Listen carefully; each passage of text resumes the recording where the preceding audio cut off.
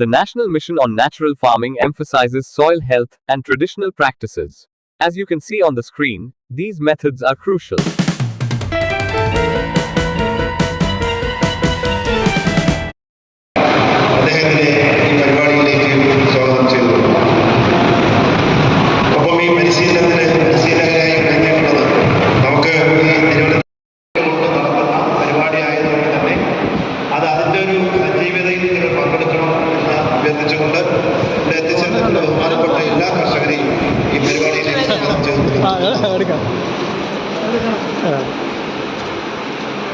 Okay, thank you.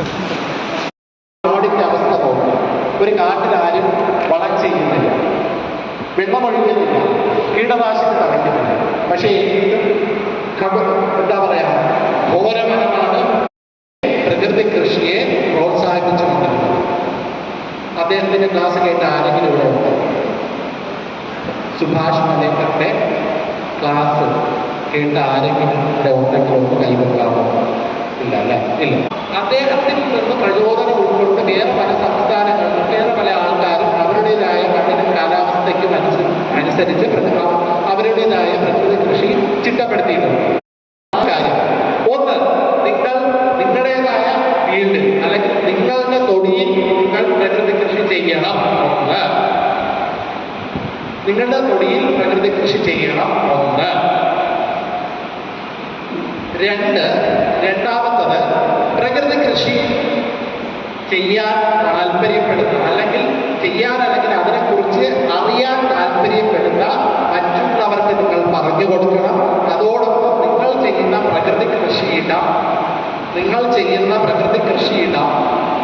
അവർ കാണണം എന്നാവശ്യപ്പെട്ടാൽ അവർക്ക് അതിനുള്ള സൗകര്യമൊക്കെ ചെയ്തു കൊടുക്കണം. അത് രണ്ടാമത്. മൂന്നാമത്, പ്രകൃതി കൃഷിയുമായി ബന്ധപ്പെട്ട പരിശീലന പരിപാടികൾ, പിന്നെ എക്സ്പോഷർ വിസിറ്റുകൾ, പഠനയാത്രകൾ, ഇതുമായി ബന്ധപ്പെട്ട എക്സിബിഷനുകൾ, ഇതുമായി ബന്ധപ്പെട്ട വാർത്തകൾ. അപ്പൊ ഇത്തരം കാര്യങ്ങൾ നിങ്ങൾ ശ്രദ്ധിക്കണം. ഇതിലൂടെ നിങ്ങളുടെ അറിവ് വർദ്ധിപ്പിക്കാൻ ശ്രമിക്കണം. കാരണം കേവലം ഇവിടെ ഒരു 2.5 മണിക്കൂർ ക്ലാസ് ഇരുന്നത് കൊണ്ട് എല്ലാം ആകില്ല. കാരണം ഇതൊരു വലിയ കടലാണ്. കടലിന്റെ കരയിൽ നിന്നുള്ള കുറച്ച് കാര്യങ്ങൾ മാത്രമാണ് ഇന്ന് നിങ്ങൾക്ക് കിട്ടുന്നത്. അതിനപ്പുറമുള്ള കാര്യങ്ങൾ നിങ്ങളിലേക്ക് എത്തണമെങ്കിൽ നിങ്ങൾ കണ്ടെത്താതെ തുറന്ന് പുതിയ വാതായനങ്ങൾ എക്സ്പ്ലോർ ചെയ്യണം. പുതിയ കാര്യങ്ങൾ നിങ്ങൾ കിട്ടണം. നാലാമത്, നിങ്ങൾ ഇത് പ്രചരിപ്പിക്കണം. അറിയാവുന്ന ആൾക്കാരോടൊക്കെ നിങ്ങളിത് ചെയ്യുന്നുണ്ട് എന്നുള്ള കാര്യം പറയണം. ഇപ്പം അത് പറയേണ്ട ആവശ്യമൊന്നുമില്ല. ഇപ്പം സ്റ്റാറ്റസുകളുടെയും വീഡിയോകളുടെയും കാലമാണ്. നിങ്ങളെ ചെയ്തിട്ട് മക്കളെ കൊണ്ട് ചെറുപ്പങ്ങളെ ചെയ്യിക്കുക. അപ്പം ഇങ്ങനെ ഒരു 4 കാര്യങ്ങളാണ് എൻ്റെ മുന്നിലിരിക്കുന്ന നിങ്ങൾ ഈ ക്ലാസ് കേൾക്കുന്നതോട് നിങ്ങൾ ചെയ്യേണ്ടതെന്ന് സർക്കാർ താല്പര്യപ്പെടുന്ന കാര്യങ്ങൾ 4. നിങ്ങൾ ചിലരൊക്കെ ഇപ്പോൾ മനസ്സിൽ വിചാരിച്ചിട്ടുണ്ടാവും. അവർക്കുള്ള ഉത്തരമാണ് ഇനി ഞാൻ പറയാൻ പോകുന്നത്. ഒരു 9 കാര്യങ്ങളുണ്ട്. 9, 5, 4, 9 കാര്യങ്ങളുണ്ട്. ഈ 9 കാര്യങ്ങൾ ഞാൻ ഒന്നൊന്നായിട്ട് പറയും. ഒന്നാമത്തെ കാര്യം പറയുകയാണ്, വർഷത്തിലെ 365 ദിവസവും നിങ്ങളുടെ കൃഷിയിടത്തിൽ സൂര്യപ്രകാശം നിലത്ത് മുട്ടരുത്. മണ്ണിൽ സൂര്യപ്രകാശം വീഴാതിരിക്കണമെങ്കിൽ നമ്മുടെ കൃഷിയിടത്തിൽ കംപ്ലീറ്റ് 365 ദിവസം ഇലകളുണ്ടായിരിക്കും, ഇലച്ചാർത്തുകളുണ്ടായിരിക്കും. കാട്ടിൽ എങ്ങനെയാണ്? സിമ്പിളാണ് കാര്യം. സൂര്യപ്രകാശത്തിന് നിലത്ത് വീഴ്ത്തരുതെന്ന് പറയുമ്പോൾ കാട്ടിലും സൂര്യപ്രകാശം അങ്ങനെ താഴെ വീഴത്തില്ല. കാരണം എവിടെയെങ്കിലും ഏതെങ്കിലും നട്ടിൽ വെച്ച് എന്താ പറയുക, ഇലകൾ അതിനെ തടഞ്ഞു വയ്ക്കും. അപ്പോൾ സൂര്യപ്രകാശം താഴെ പോകും. ഇതിൻ്റെ അർത്ഥം ഇത്രയുള്ളൂ: 365 ദിവസം ചെടികളും കൂടെ കൃഷിയിടത്തിൽ ഉണ്ടായിരിക്കണം എന്നുള്ളതാണ്. വളരെ സിമ്പിളായിട്ട് പറയുന്നത്. അതിനർത്ഥം നമ്മുടെ ഭൂമിയിലെ സകല ഊർജവും സൂര്യനിൽ നിന്നാണ് വരുന്നത്. സകല ഊർജവും വരും. അപ്പോൾ നമ്മൾക്കെല്ലാം ആ ഊർജം കിട്ടുന്ന ചെടികൾ അത് ഇലകളിലൂടെ വലിച്ചെടുത്താണ് നമുക്ക് പല രീതിയിൽ വരുന്നത്. ചെടികൾ വലിച്ചെടുത്തിട്ട് അത് ചെടികളെ നമ്മൾ തിന്നുമ്പോൾ നമുക്ക് ഊർജം കിട്ടും. പിന്നെ ചെടികൾ അഴുകി ചേർന്ന് അല്ലെങ്കിൽ ചെടികൾ പെട്രോളും ഡീസലും കൽക്കരിയാവുമ്പോൾ നമുക്ക് അതിനെ കത്തിച്ച് കമ്പനിയിലൂടെയുള്ള ഊർജം കിട്ടും.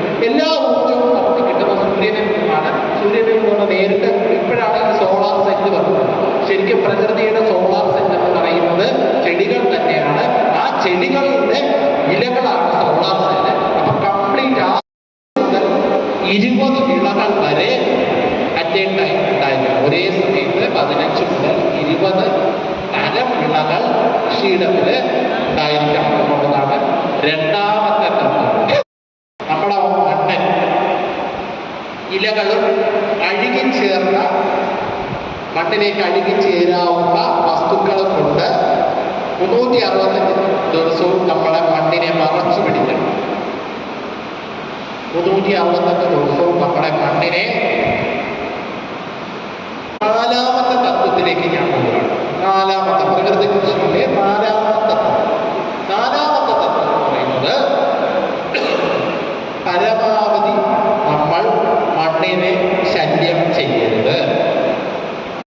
വിത്തുകൾ അല്ലെങ്കിൽ കർഷകന്റെ മാത്രം വിത്തിനങ്ങൾ ഉപയോഗിക്കും. നാടൻ വിത്ത് അല്ലെങ്കിൽ കർഷകന്റെ മാത്രം വിത്തുകൾ ഉപയോഗിക്കും.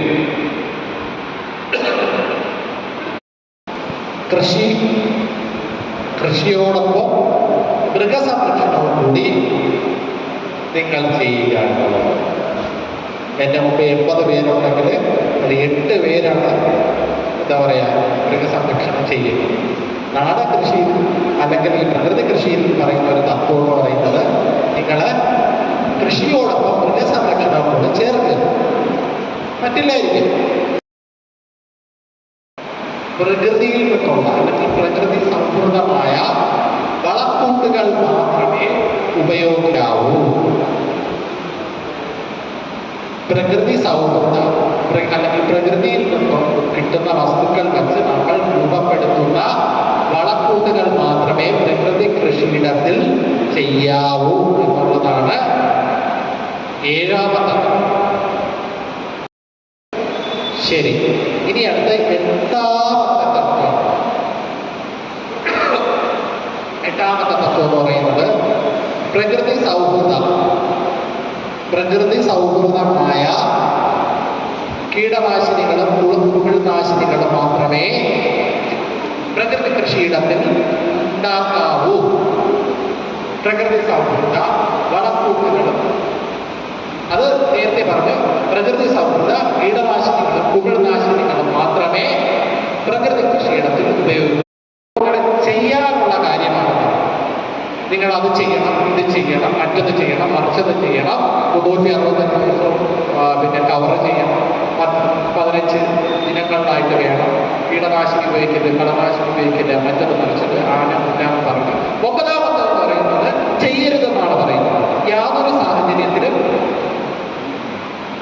സാഹചര്യത്തിലും രാസവസ്തുക്കളുടെ പ്രകൃതി കൃഷിയിടത്തിൽ കയറ്റരുത് എന്നാണ് 9ാമത്തെ തത്വം. യാതൊരു സാഹചര്യത്തിലും പ്രകൃതി കൃഷിയിടത്തിൽ കൃത്രിമമായ രാസവളം, രാസകീടനാശിനി, രാസകുമിൾനാശിനി, മറ്റ് രാസവസ്തുക്കൾ എന്നിവയൊന്നും കേൾക്കുന്നവരുടെ മേലുള്ള ഉത്തരവാദിത്വം നിങ്ങളിൽ നിന്ന് സർക്കാർ എന്താണ് പ്രതീക്ഷിക്കുന്നത് എന്നുള്ള കാര്യം രണ്ടാമതാണ്.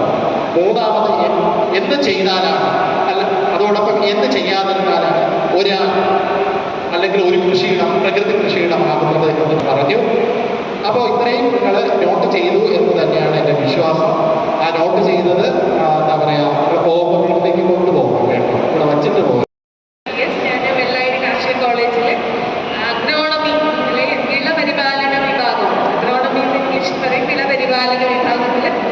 പ്രൊഫസറായിട്ട് ജോലി ചെയ്യാണ്. അപ്പോൾ നമ്മളിപ്പോൾ പ്രകൃതി കൃഷിയുടെ പ്രാധാന്യത്തെക്കുറിച്ചും അതിൻ്റെ 9 തത്വങ്ങളെ കുറിച്ചൊക്കെ ഓൾറെഡി മനസ്സിലാക്കി കഴിഞ്ഞു.